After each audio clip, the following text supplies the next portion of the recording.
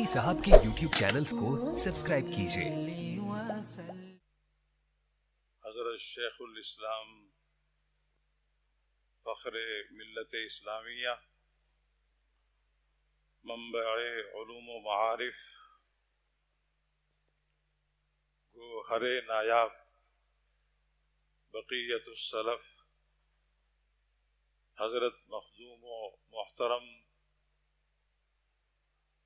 हज़रत शेखुल इस्लाम नाइब रईसुल जामिया की खिदमत में बुखारी शरीफ के आखिरी दर्स के लिए मैं लाखों आदाब के साथ दरख्वास्त व गुजारिश पेश करता हूँ कि आप हमें अपने कीमती अनवारात और कीमती फरमूदात से मुस्तफ़ीद फरमाएं।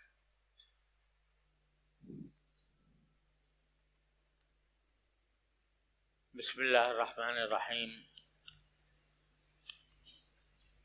अल्हम्दुलिल्लाहि रब्बिल आलमीन वस्सलातु वस्सलामु अला सय्यिदिना व मौलाना मुहम्मदिन खातमिन नबिय्यीन व इमामिल मुरसलीन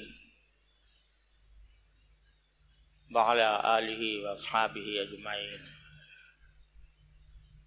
व अला कुल्लि मन तबिअहुम बिइहसान इला यौमिद्दीन। अम्मा बाद, हमारे अभी दो साथियों ने जामिया के बारे में जो नज़म पढ़ी, वो पढ़ी तो इन्होंने है, लेकिन हमारे एक होनहार साथी दौरे हदीस के तालिब इल्म की लिखी हुई है और उन्होंने अपने जज्बात का जिस खूबसूरती से इजहार किया है, शायरी के एतबार से भी वो बहुत आला है और ऐसी नज़म है कि कभी दिल में ख्याल होता है कि काश मैंने कही होती।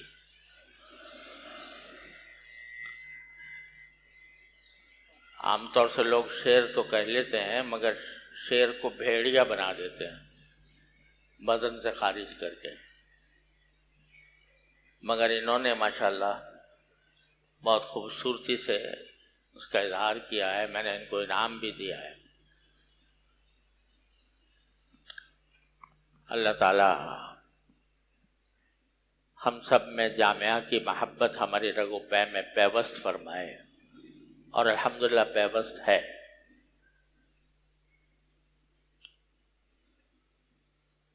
आम तौर से जो हमारा ये आखिरी दर्स होता है, हम इसकी कोई तशहीर तो नहीं करते और न कोई बड़ा जलसा करने का एहतमाम करते हैं,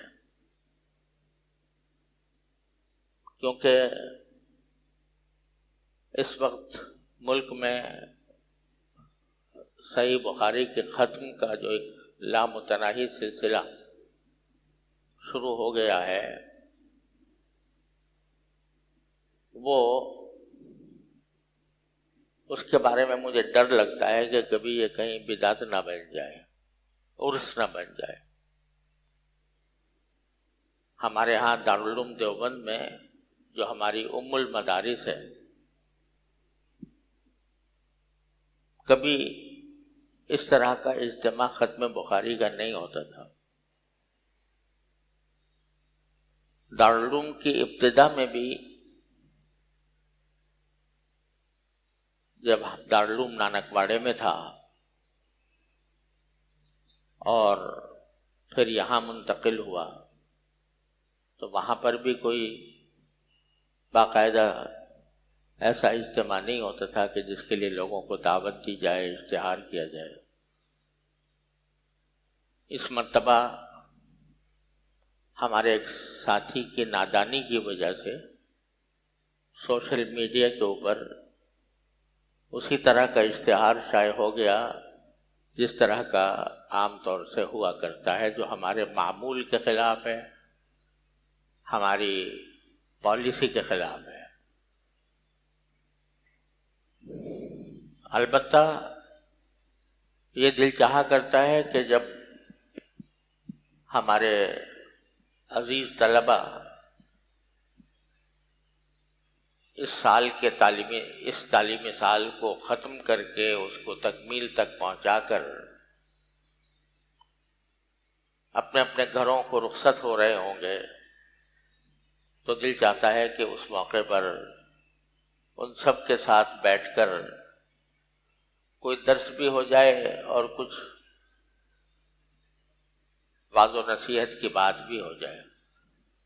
یہی ہمارا معمول رہا ہے سالہ سال سے، اور عام طور سے یہ مجلس جو ہمارے اختتامی سال کی آخری مجلس ہوتی ہے، جس میں تمام طلباء شریک ہوتے ہیں، اساتذہ کرام بھی تشریف فرما ہوتے ہیں، اس کی صدارت میرے بڑے بھائی اور میرے مخدوم مفتی اعظم حضرت مولانا مفتی محمد رفیع صاحب عثمانی دامت برکاتہم کیا کرتے ہیں، اور یہاں دوسری کرسی پر وہ تشریف فرما ہوا کرتے ہیں۔ اس مرتبہ چونکہ حضرت بیمار ہیں، اس لیے پورے اجتماع میں ان کا تشریف رکھنا ان کے اوپر ایک تکلیف ما لا یطاق ہے، اس لیے انشاءاللہ وہ تشریف تو لائیں گے اور ہمارے ساتھ شریک ہو کر سرپرستی فرمائیں گے، لیکن پورے اجتماع میں جو وہ شریک ہوا کرتے تھے اور خود اپنے مواعظ حسنہ سے ہم سب کو مستفید فرماتے تھے، وہ اس سال ہم اس سے محروم ہیں۔ لیکن یہ دعا ہے، اور آپ حضرات بھی یہ دعا فرمائیں کہ اللہ تبارک و تعالیٰ ان کو الحمدللہ بہتری کی طرف گامزن ہیں، اور دعا فرمائیں کہ اللہ تبارک و تعالیٰ ان کو مکمل صحت و قوت عطا فرمائیں، اور وہ پہلے کی طرح درس بھی دیں، اور اس کے بعد پھر ہمارے سارے اجتماعات کی صدارت بھی فرمائیں۔ تیسری بات یہ ہے کہ الحمدللہ اس سال ہمارے جو طلباء اور طالبات دور حدیث کی تکمیل کر رہے ہیں، اس میں 485 تو ماشاءاللہ طالب علم ہیں، یعنی وہ بنین میں داخل ہیں، اور ماشاءاللہ 98 طالبات بھی دور حدیث کی تکمیل کر رہی ہیں۔ تو یوں سمجھیے کہ 583 کے قریب، 582 کے قریب طلباء اور طالبات دور حدیث کی تکمیل کر رہے ہیں، اور اب جو درس ہوگا وہ طلباء اور طالبات کا مشترک درس ہوگا۔ طالبات بھی مدرسۃ البنات میں موجود ہیں، اور بالواسطہ وہ ہمارے ساتھ درس میں شریک ہیں۔ تو بسم اللہ کر کے آغاز کرتے ہیں۔ میں طالب علم سے کہتا ہوں کہ وہ عبارت پڑھیں، اور اس کے بعد جو کچھ معروضات مجھے عرض کرنی ہوں گی وہ انشاءاللہ عرض کروں گا۔ جی بسم الله الرحمن الرحيم. الحمد لله رب العالمين والعاقبة للمتقين والصلاة والسلام وعلى آله وصحبه على كل من تبعهم بإحسان إلى يوم الدين. أما بعد، فضيلة شيخنا شيخ الإسلام والمسلمين العلامة الفقيه المحدث محمد تقي العثماني حفظكم الله تعالى ورعاكم ومتعنا بعلومكم وبركاتكم آمين. حدثكم الشيخ المجاهد الكبير المفتي مولانا رشيد أحمد اللديانبي قدس سره، وهو عن شيخ الإسلام والمسلمين شيخ العرب والعجم زين الملة والدين مولانا حسين أحمد المدني رحمه الله تعالى، عن شيخ الهند مولانا محمود الحسن قدس سره، عن الشيوخ الكبار في الهند مولانا وسيدنا وسيد العلماء محمد قاسم النانوتبي رحمه الله تعالى، والشيخ فقيه النفس سيد الفقهاء مولانا رشيد أحمد الكنكوهي قدس سره، والشيخ مولانا محمد يعقوب النانوتبي رحمه الله تعالى، وهم من تلامذة الشيخ شاه عبد الغني المجددي الدهلوي ثم المدني رحمه الله تعالى، عن الشهير في الآفاق مولانا الإمام الحجة الشاه محمد إسحاق الدهلوي ثم المكي رحمه الله تعالى، وأيضا عن الشيخ محمد عابد السندي الأنصاري المدني رحمه الله تعالى، وهو أي مولانا محمد إسحاق الدهلوي عن جده أبي أمه إمام الأئمة العارف بالله الشاه عبد العزيز الدهلوي رحمه الله تعالى، عن إمام الأئمة مرجع الأسانيد في الهند إمام المنقول والمعقول مولانا الشاه ولي الله الدهلوي بن مولانا الشاه عبد الرحيم رحمه الله تعالى قال: أخبرنا الشيخ أبو طاهر محمد بن إبراهيم الكردي المدني قال: أخبرنا والدي الشيخ إبراهيم قال: قرأت على الشيخ أحمد القشاشي قال: أخبرنا أحمد بن عبد القدوس أبو المواهب الشنابي الدين محمد بن أحمد بن محمد الرملي عن الشيخ زين الدين زكريا بن محمد أبي يحيى أحمد بن أبي طالب الحجاري عن السراج الحسين بن المبارك الزبيدي عن الشيخ أبي الوقت عبد الأول بن عيسى بن شعيب السجزي الهروي عن شعيب السجزي الهروي عن الشيخ أبي الحسن عبد الرحمن بن مظفر الداودي عن أبي محمد عبد الله بن أحمد السرخسي عن أبي عبد الله محمد بن يوسف بن مطر بن صالح بن بشر الفربري عن مؤلفه الإمام الهمام الحافظ الحجة أمير المؤمنين في الحديث أبي عبد الله محمد بن إسماعيل بن إبراهيم بن المغيرة بن بردزبة الجعفي اليماني البخاري رحمهم الله تعالى ونفعنا بعلومهم وبركاتهم آمين. قال: باب قول الله: ونضع الموازين القسط ليوم القيامة وأن أعمال بني آدم وقولهم توزن. وقال مجاهد: القسطاس العدل بالرومية، ويقال القسط مصدر المقسط وهو العادل، وأما القاسط فهو الجائر. وبه قال: حدثنا أحمد بن إشكاب قال: حدثنا محمد بن فضيل عن عمارة بن القعقاع عن أبي زرعة عن أبي هريرة رضي الله تعالى عنه وعنهم قال: قال النبي صلى الله عليه وسلم: كلمتان حبيبتان إلى الرحمن خفيفتان على اللسان ثقيلتان في الميزان، سبحان الله وبحمده سبحان الله العظيم.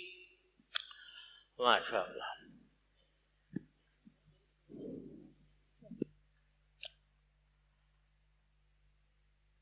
الحمدللہ یہ جو عبارت آپ کے سامنے پڑھی گئی یہ صحیح بخاری کی کے آخری باب کی حدیث ہے، آخری باب ہے، اور صحیح بخاری کی آخری حدیث بھی ہے، اور اس کو پڑھنے کے وقت ہمارے طالب جو سند متصل ہے وہ بھی پڑھی ہے تاکہ ہم اس سلسلۃ الذہب میں شامل ہو جائیں جو ہمارے بزرگوں سے شروع ہو کر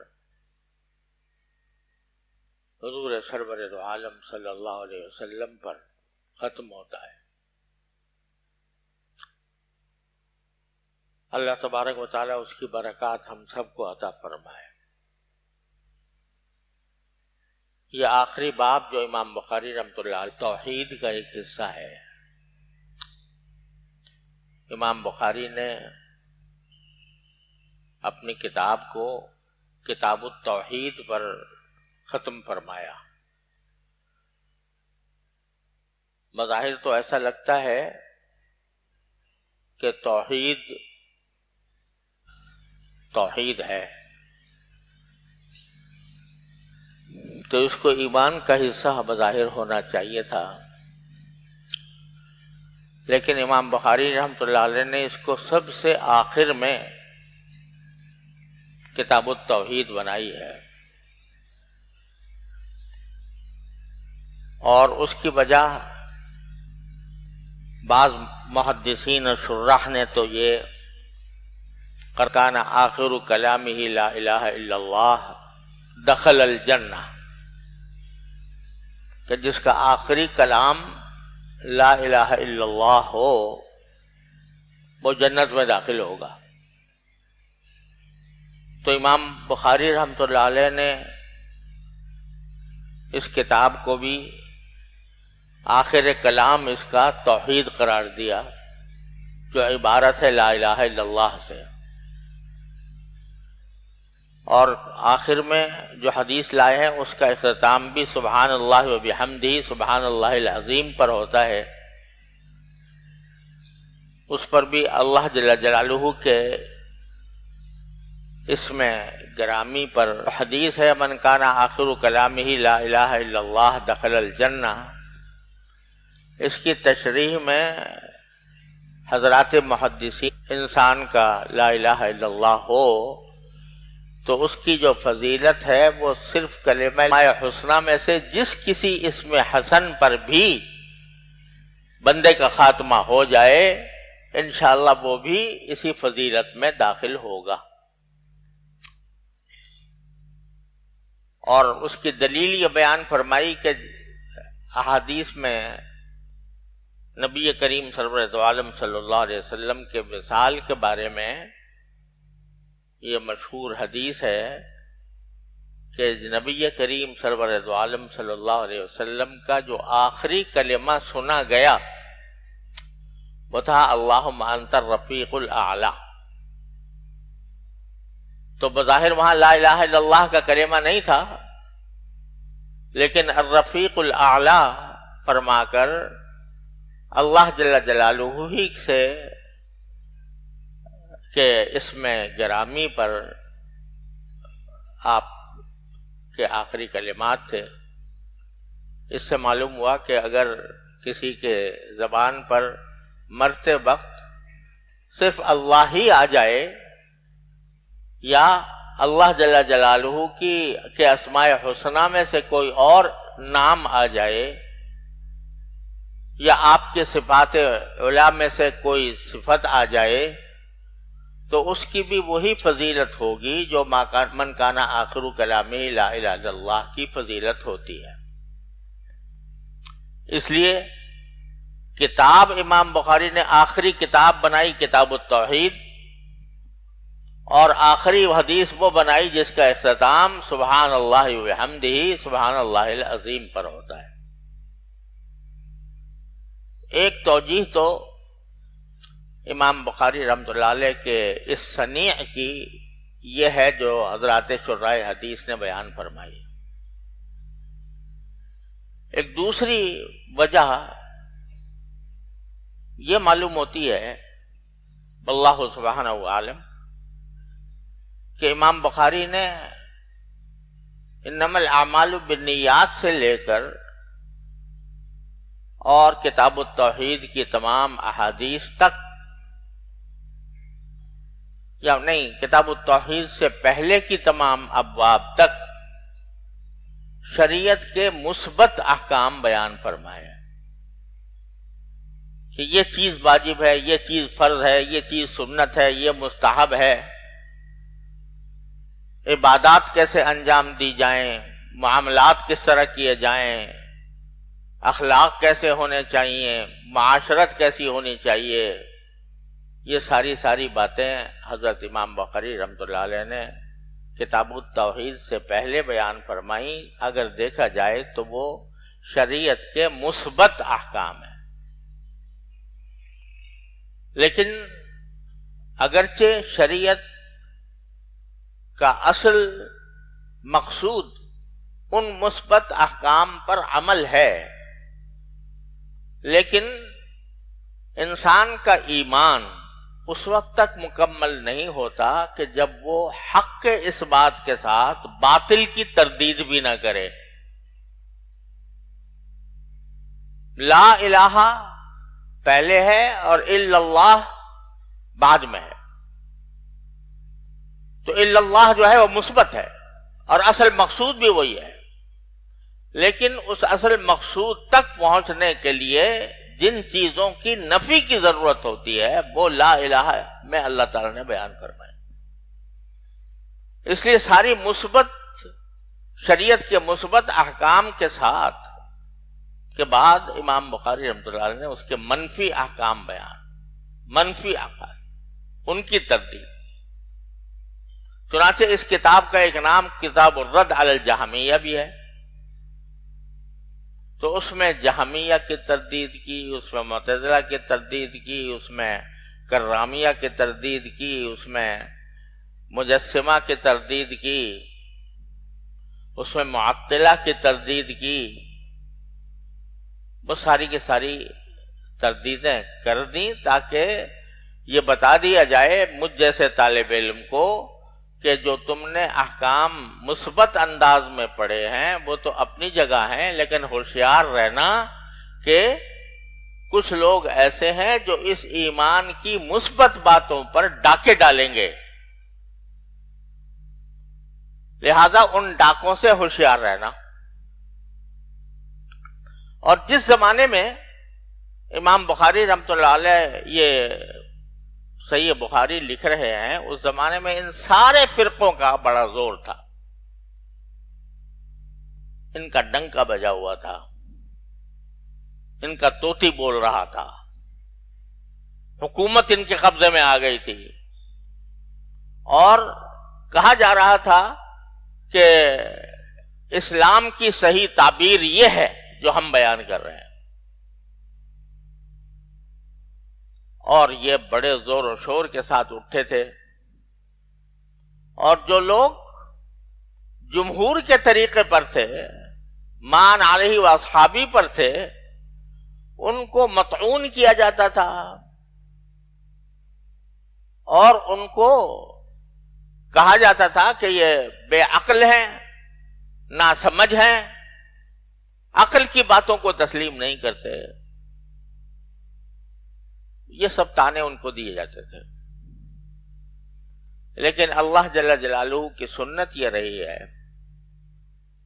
کہ ہماری آپ کی آزمائش کے لیے ہر دور میں کچھ فتنے پیدا ہوتے ہیں، کچھ نئے نظریات سامنے آتے ہیں جن کا ان کے دور میں ڈنکا بجتا ہے، جن کا اس دور میں فیشن ہو جاتا ہے۔ اگر کوئی آدمی ان کے ساتھ ہوتا ہے تو کہا جاتا ہے کہ یہ زمانے کے ساتھ چل رہا ہے، اور اگر کوئی ان کی تردید کرتا ہے تو کہا جاتا ہے کہ یہ رجعت پسند ہے، یہ قدامت پسند ہے، یہ عقل سے عاری ہے، یہ شریعت کو اس محدود دائرے کے اندر اس نے محدود کر دیا ہے۔ اس پر یہ طعن و تشنیع کے ڈونگرے برسائے جاتے ہیں، ہر دور میں یہ ہوا۔ لیکن میں اپنے سبق کے لیے یہ کہتا ہوں کہ یہ سارے معتزلہ، جہمیہ، کرامیہ، مجسمہ، معطلہ اور بڑے بڑے دعوے دار ایمان کی صحیح تشریح کے، اسلام کی صحیح تشریح کے دعوے دار، آج کوئی ان کا نام جانتا ہے؟ آج اگر کسی عام آدمی سے پوچھو بھائی معتزلہ کو جانتے ہو، معتزلہ کیا ہوتا تھا، تو کہا جی معتزلہ پتہ نہیں کہاں کی بات کر رہے ہو، ہم تو نہیں جانتے کیا ہوتا ہے. جہمیہ کیا ہوتا ہے بھائی کچھ نہیں پتا. کرامیہ کیا ہوتا ہے کچھ نہیں پتا. سارے کے سارے یہ نظریات جو بڑے زور شور کے ساتھ اٹھے تھے، ان کا طوطی بولتا تھا، آج ان کا ذکر صرف تاریخ کی کتابوں میں. یہی سنت ہے اللہ جل جلالہ کی کہ کچھ دنوں کے لیے ہماری آپ کی آزمائش کے لیے یہ آدمی جو ہے یہ بڑی معقولیت کے ساتھ بات کہتا ہے، بہت معقولیت کے ساتھ سمجھاتا ہے، بات سمجھ میں بھی آتی ہے. اور سمجھ میں کیوں آتی ہے؟ اگر کھلم کھلا کوئی شخص یہ کہنا چاہے کہ میں اسلام کو نہیں مانتا، میں اسلام کے جو تو بڑا دل چاہیے یہ کہنے کے لیے، اور کھلم کھلا کہنے تک کہہ کے دیکھے تو صحیح. عامۃ المسلمین کے مجمع میں یہ کہنا کہ زنا حلال ہے، یہ تو مولوی پر، کہ مولوی نے اسلام کو تو بہت محدود کر دیا. مولوی نے تو اسلام نئے لوگ نکلے ہیں جنہوں نے کہ اس شک حرام ہے لیکن میرا جسم میری، تو یہ اپنے ما انا علیہ واصحاب. تو طرح کے فرقے وجود میں آئے ہیں، طرح طرح کے مصنف وہ نکلتے رہے ہیں، اور ان کے انداز بھی مختلف. سود مرکب حرام ہے. ایک ایسا تھا کہ اپنے حاجت کے لیے قرضہ لیا جائے تو سود حرام ہے، اور اگر تجارت کے لیے جائے تو اس کی مختلف تعبیلیں کی گئی. تو یہ تعبیلات اور یہ نظریات بدلتے رہتے ہیں، لیکن جو چیز تو اس واسطے اس کتاب التوحید سے ہمیں یہ بھی سبق ملتا ہے کہ بھائی زمانے کی چکا چوند سے متاثر نہ ہوا کرو. یہ دیکھا کرو کہ کون سی بات ما علیہ واصحابی سے تطابق رکھتی ہے اور کون سی نہیں رکھتی. تو اس کتاب التوحید میں آخری باب امام بخاری رحمۃ اللہ علیہ نے وہ قائم کیا ہے جو قرآن کریم کی ایک آیت کا ذکر بھی فرمایا، وَنَضَعُ الْمَوَازِينَ الْقِسْطَ لِيَوْمِ الْقِيَامَةِ.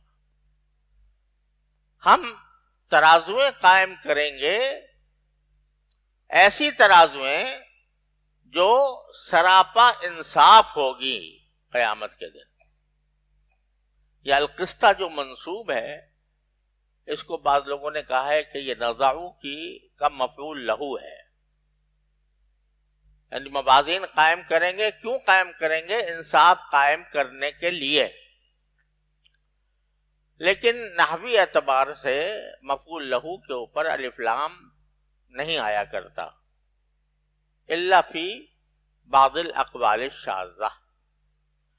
لہذا مفسرین نے فرمایا کہ یہ قسط جو ہے یہ مصدر ہے، اور مصدر اسی طرح کا ہے جیسے زید عدل میں ہوتا ہے کہ مصدر کو مبالغے کے ساتھ اس میں فاعل قرار دیا جاتا ہے.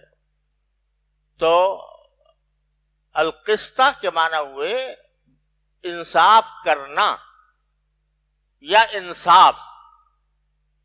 تو ترجمہ اس لیے میں نے یہ کیا کہ وہ ترازویں قائم ہوں گی جو سراپا انصاف ہوں گی قیامت کے دن. اب یہ بھی امام بخاری رحمۃ اللہ علیہ کا ایک پیغام ہے جو وہ آخر میں ہمیں دے رہے ہیں کہ سارے علوم تم نے حاصل کر لیے، طہارت کے، نماز کے، روزے کے، زکوٰۃ کے، حج کے، نکاح کے، طلاق کے، اطعمہ کے، اشربہ کے، بیوع کے، معاملات کے، اور بالآخر بر اور صلہ کے، آداب کے، اخلاق کے. علم تو حاصل کر لیا، لیکن اس علم سے اگر فائدہ اٹھانا چاہتے ہو تو اس بات کو مد نظر رکھو کہ تمہارے تمام اعمال و اقوال تولے جائیں گے. وَأَنَّ أَعْمَالَ بَنِي آدَمَ وَقَوْلَهُمْ يُوزَنُ. سارے اعمال اور سارے اقوال تولے جائیں گے.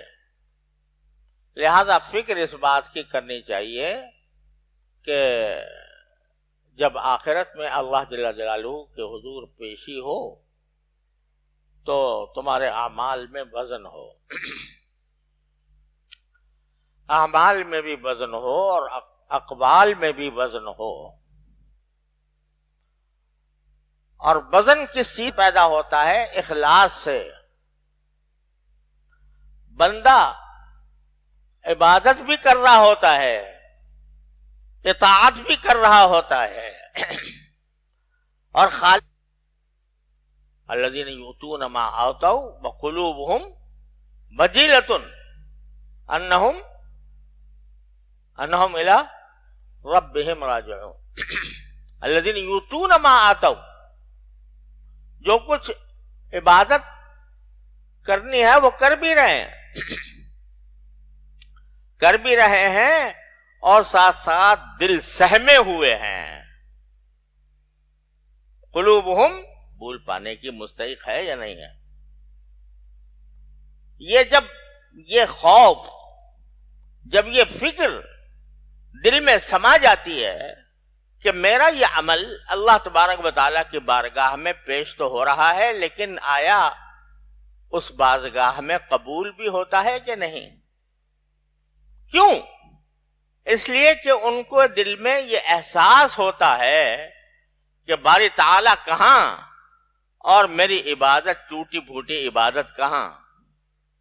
میری کوئی عبادت، میری کوئی اطاعت باری تعالیٰ کے حق الوہیت کا حق ادا نہیں کر سکتی۔ تو آدمی عبادت بھی کر رہا ہے اور قلوبہم وجیلۃ، ان کے دل سہمے ہوئے ہوتے ہیں، اس بات سے سہمے ہوئے ہوتے ہیں کہ میں اپنے پروردگار کے حضور حاضر ہوں گا، وہاں میرا یہ عمل آیا کسی قابل سمجھا جائے گا یا نہیں۔ جو آدمی عبادت کر رہا ہو اور اس کا دل سہما ہوا ہو، ڈر رہا ہو، تو اس کے عمل میں اللہ تبارک و تعالی اپنے فضل و کرم سے وزن پیدا فرما دیتے ہیں۔ اگر کوئی عبادت کر رہا ہے اور دل میں یہ گھمنڈ ہے کہ میں نے بڑا تیر مار لیا، اور عبادت کی بات جو کر رہا ہوں یہ عبادت صرف نماز روزے والی عبادت نہیں ہے، وہ عبادت جو ہم لوگ اور آپ لوگ درس و تدریس کی شکل میں کرتے ہیں، جو عبادت ہم بعض و تقریر کی شکل میں کرتے ہیں، جو عبادت ہم تحریر و تصنیف کی شکل میں کرتے ہیں، وہ بھی سب اس میں داخل ہے۔ اب ایک آدمی بہت اچھا سبق پڑھا رہا ہے طلبہ کو، طلبہ سر دھن رہے ہیں، اور دماغ میں اس کے یہ ہے کہ میں نے ایسا زبردست سبق پڑھایا، اتنا میرے سبق میں اتنی تاثیر ہے، اس طرح آسانی سے میں نے سمجھا دیا کہ طلبہ کے دل میں اتر گیا، ما اعظم شانی۔ تو میں کس درجے کا مدرس ہوں، کس درجے کا میں معلم ہوں کہ میرے زبان سے جو بات نکلتی ہے وہ طلبہ کے دل میں اتر جاتی ہے، طلبہ جھومتے رہتے ہیں، واہ کیا بات کہی۔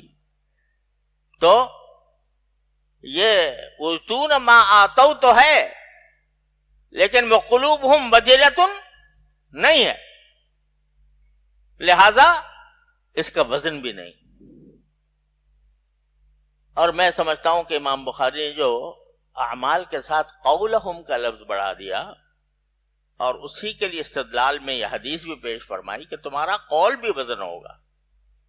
ارے تم یہاں سے عالم بن کر جا رہے ہو، تو اب تمہارا کام جو ہوگا وہ تمہارے قول سے ہوگا۔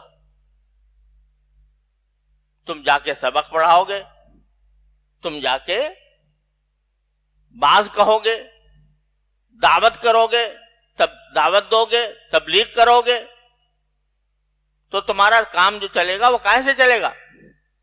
قول سے۔ ایک تو اس قول کو تولا کرو، منہ سے جو لفظ نکل رہا ہے وہ باری تعالیٰ کی بارگاہ میں ریکارڈ ہو رہا ہے اور اس کا وزن بھی ہوگا. تو قول جو زبان سے نکلے وہ جچا تلا ہو، وہ نہ اس میں افراط ہو نہ اس میں تفریط ہو. کسی کی تعریف کی تو بانس پہ چڑھا دیا، کسی کی تنقیص کی تو اسفل السافلین میں گرا دیا. مبالغے کی، صنعت مبالغہ جو ہے وہ جب زیادہ استعمال کی جاتی ہے تو وہ جھوٹ کی سرحد میں داخل ہو جاتی ہے. تو کسی کو بڑھا دیا، کسی کو چڑھا دیا، کسی کو گرا دیا. اعتدال نہیں، جتنی جو بات ہے اسی حد تک محدود رہو. دیکھو آپ نے پڑھا ہے حدیث میں کہ جب کسی سے پوچھا جاتا تھا کہ بھئی تمہارا فلاں صاحب کے بارے میں کیا خیال ہے، تو کیا جواب دیتے تھے؟ ما علمت منہا الا خیرا. حضرت عائشہ صدیقہ رضی اللہ تعالیٰ عنہ کے بارے میں یہی جواب دیا، ما علمت منہا الا خیرا. مجھے تو بھائی کوئی خیر کے علاوہ کوئی بات معلوم نہیں ہے. لیکن ولا ازکی علی اللہ احدا، اللہ کے اوپر میں کسی کا تزکیہ نہیں کرتا. ظاہری اعتبار سے مجھے اچھا نظر آتا ہے، میں اس کی تعریف بھی کرتا ہوں، لیکن دل میں اس کی کیا ہے میں نہیں جانتا. اللہ تبارک و تعالیٰ جانتا. میں کسی کا تزکیہ نہیں کرتا.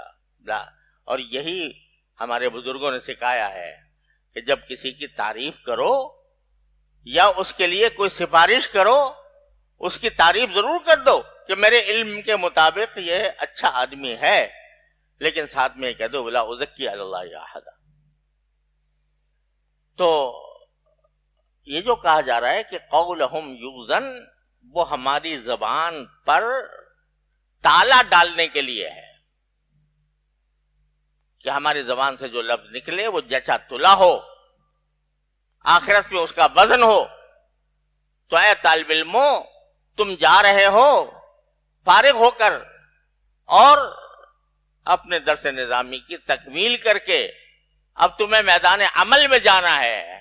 اس میدان عمل میں تمہارا عمل اور تمہارا قول ہر چیز تولی جائے گی، اب جس میں نہ افراط ہو نہ تفریط ہو. یہ ضرور دیکھا جائے گا، دنیا میں بھی دیکھا جائے گا اور آخرت میں بھی اس کا وزن ہوگا. اگر دنیا میں کسی نے، آج کل مزاج ہی بگڑ گئے ہیں، عوام کے مزاج بگڑ گئے ہیں. جو جتنی گالیاں دے اتنا ہی اس کو بہترین سمجھا جاتا ہے. اس نے فلاں کی دھلائی کر دی، اس نے فلاں کی حقیقت بتا دی، تو اب ہم بھی اس کے پیچھے چل پڑتے ہیں. بھئی واہ واہ، اس نے تو دوسروں کا جو ہے سارا کچا چٹھا بیان کر دیا. تو عوام کا بھی مزاج بگڑ گیا ہے، بگاڑا ہم نہیں ہے. تو یہ نہ دیکھو کہ عوام کس بات سے خوش ہو رہے ہیں، کس بات سے ناراض ہو رہے ہیں. ارے عوام تمہیں عذاب قبر سے اور عذاب جہنم سے نہیں بچائیں گے. آج تمہاری تعریف کر رہے ہوں یہاں، بڑا شاندار اس نے بیان کیا، بڑی شاندار دوسروں پر تنقید کی، بہت شاندار دوسرے کی دھلائی کر دی. یہاں تمہاری تعریف کر رہے ہوں، اللہ بچائے قبر میں پٹائی ہو رہی ہو، تو بتاؤ وہ تعریف کچھ کام آئے گی؟ لہذا اپنے اقوال کو بھی سیدھا رکھو، اعتدال کے دائرے میں رکھو. اس میں کہیں اونچ نیچ نہ ہونی چاہیے. اس میں کوئی تمہارا ایک عالم کا کلام، ایک عالم کی بات، وہ ایسی ہونی چاہیے کہ جو بالکل جچی تلی ہو، اس کے اندر کوئی افراط اور تفریط کا شائبہ نہ ہو. جتنا بھی ساری تم حدیثیں پڑھ کے آئے ہو، سارے صحابہ کرام، تابعین، تبع تابعین کے اقوال، ان کے افعال آپ دیکھتے آئے ہیں، ان کا ایک ایک لفظ جو ہے جچا تلا ہوتا تھا. تو اب آگے بات کہنے جاؤ یا تبلیغ کرو. میں نے بتایا وزن کس چیز سے پیدا ہوتا ہے، بولو. ایک اخلاص سے، دوسرے حضرت حکیم الامت قدس اللہ تعالیٰ سرہ فرماتے ہیں مسئلہ شرعیہ پر کوئی اشکال بندے کے سامنے پیش کر دیں، دنیا کے عقلاء جمع ہو کر آ جائیں اور کس 2 منٹ میں لاجواب کر سکتا ہوں. میں تو ادنا طالب علم ہوں، علماء کی تو بڑی شان ہے. کبھی اپنے آپ کو عالم نہیں سمجھا، نہ عالم کہا، طالب علم. ارے ہم طالب علم ہی بن جائیں صحیح معنی میں. اپنے آپ کو لوگ آج کل عالم کرنے لگے ہیں، میں عالم ہو گیا، میں نے عالم، ہم علماء نے بیٹھ کے یہ کام کیا، ہم علماء نے یہ کام کیا. اپنے دماغ میں اپنے آپ کو عالم سمجھ لینا یہ بھی ایک روگ ہے. ہم تو اگر طالب علم ہی بن جائیں صحیح معنی میں تو یہی ہمارے لیے بہت ہے. حضرت ہمیشہ اپنے آپ کو کیا فرماتے تھے؟ میں تو ادنا طالب علم ہوں، علماء کی تو بڑی شان. تو اخلاص بھی ہے اور تواضع بھی ہے. اتنا بڑا دعویٰ بھی کر رہے ہیں، کتنا بڑا دعویٰ.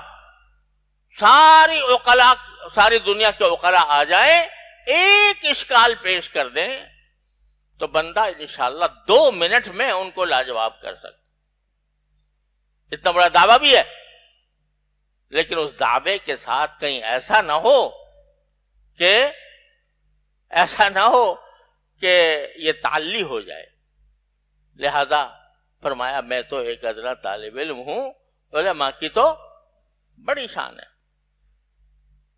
تو بھائی یہ 2 چیزیں ہیں، یہ خدا کے لیے پیدا کر لو. کیا؟ اخلاص اور تواضع. تواضع یہ نہیں ہے کہ آپ نے سر جھکا لیا، آپ کہہ دو کہ میں ناچیز ہوں، میں ناکارہ ہوں. یہ تواضع نہیں ہوتی، یہ تواضع کا دکھاوا ہوتا ہے.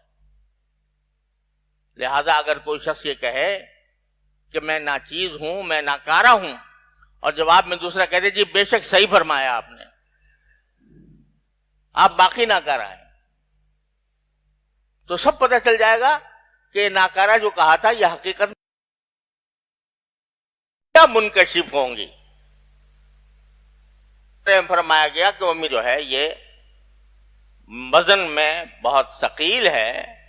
کیوں؟ اس کی حقیقت انشاءاللہ وہاں جا کر کھلے گی کہ کیا ان میں انواع. علامہ انور شاہ صاحب کشمیر رحمۃ اللہ علیہ فرمایا کرتے تھے یہ سمجھ لو کہ اللہ کے رسول صلی اللہ علیہ وسلم مخبر صادق صلی اللہ، پیچھے حدیث گزری ہے آپ نے پڑھی ہے کہ سبحان اللہ و بحمدہ ہوں تو اللہ تبارک و تعالیٰ معاف فرما دیتے ہیں.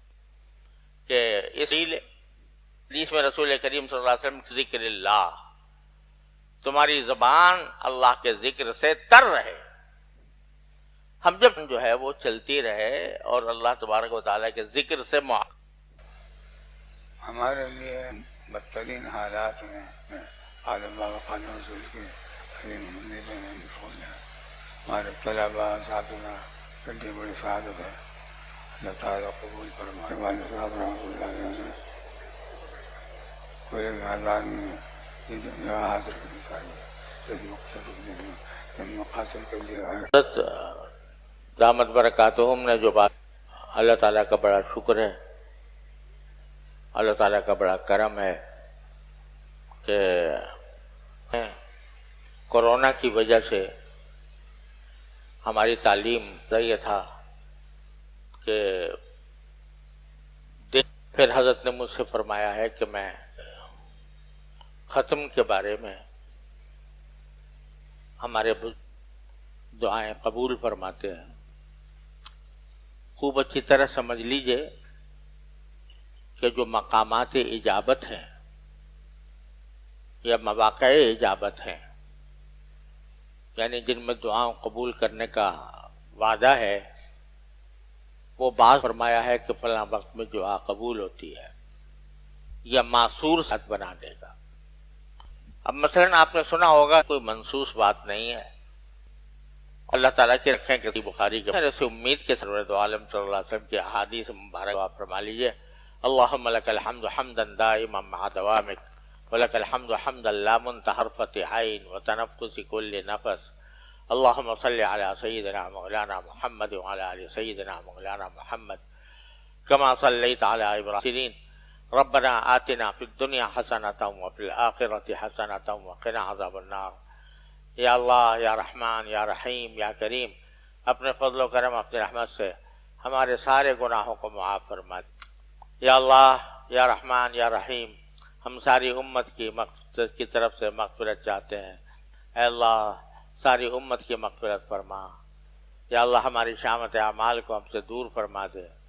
یا اللہ ہم اور عالم اسلام جن مصائب و آلام کا شکار ہیں، یقیناً ہماری بدعملیوں کی وجہ سے ہیں، اے اللہ اپنی رحمت سے ان بدعملیوں کو معاف فرما دیجئے اور ہمارا حالات کی اصلاح فرما دیجئے۔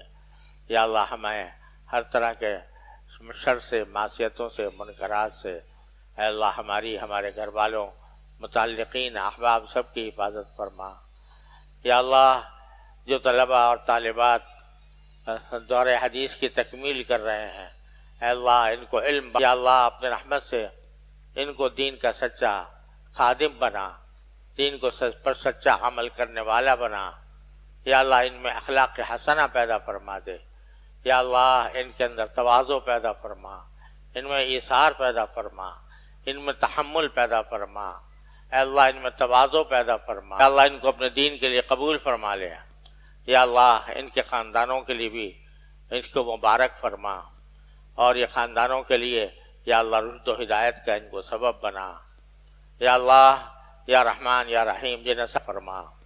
یا اللہ ان کو ان کی تمام مرادوں میں کامیابی عطا فرما۔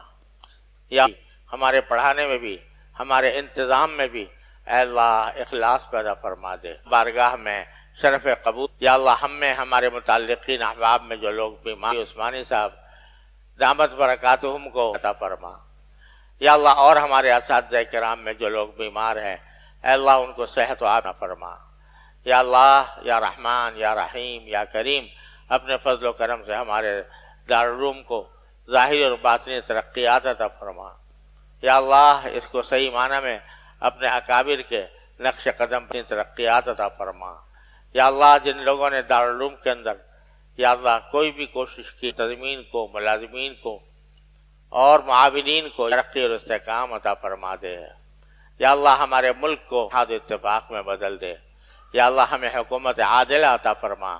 یا اللہ پاکستان کو صحیح کے دلوں کو اے اللہ اسلام کی طرف پھیر دے۔ یا اللہ اسلام کی طرف پھیر دے۔ یا اللہ اسلام کی طرف پھیر دے۔ یا اللہ چین میں، برما میں، شام میں یا اور کسی جگہ یا اللہ اپنے رحمت سے ان کو کفار کے ظلم و ستم قائم فرما۔ یا اللہ، یا رحمان، یا رحیم، ہم سے بہت سے لوگوں نے دعا کی فرمائش کی ہے، زبان عافیت کے ساتھ اور سہولت کے ساتھ اپنے فضل و کرم سے ہمیں خیر عطا فرما اور شر سے ہماری حفاظت فرما۔ اللہم انا نسألک الخیر کلہ ذنبا الا غفرتہ ولا ہما الا فرجتہ ولا دینا الا قضیتہ ولا حاجۃ من حوائج الدنیا والآخرہ الا قضیتہا ویسرتہا یا ارحم الراحمین۔ یا اللہ جن جن لوگوں کے دلوں میں اپنی انفرادی حاجتیں ہیں یا اللہ جو وہ آپ سے مانگنا چاہتے ہیں یا اللہ وہ سب قبول فرما لے۔ یا اللہ وہ سب قبول فرما لے۔ جن جن لوگوں نے ہم سے دعا کے لیے کہا ہے ان سے ہم سے دور فرما دے۔ یا اللہ ہمیں ہر طرح کے وبا اور بلا سے ہماری حفاظت فرما۔ اللہم ادفع عنا البلاء والوباء، اللہم ادفع عنا البلاء والوباء۔ یا اللہ حرمین شریفین اس کورونا کے وجہ سے یا اس کے بہانے یا اللہ حرمین شریفین کی زیارت لوگوں کے لیے مشکل ہو گئی ہے۔ یا اللہ آپ کے گھر پر آ کر یا اللہ، یا رحمان، یا رحیم، یا کریم اپنے فضل و کرم سے فرما دے جس طرح وہ کبھی آباد تھے۔ یا اللہ حرمین شریفین کو آباد فرما دے۔ یا اللہ حرمین شریفین اپنے چوکھٹ پر آنے سے محروم نہ فرما۔ وصلی اللہ تعالی علی خیر خلقہ سیدنا علی خیر خلقہ۔ मुफ्ती साहब के YouTube चैनल्स को सब्सक्राइब कीजिए। वसल्लिम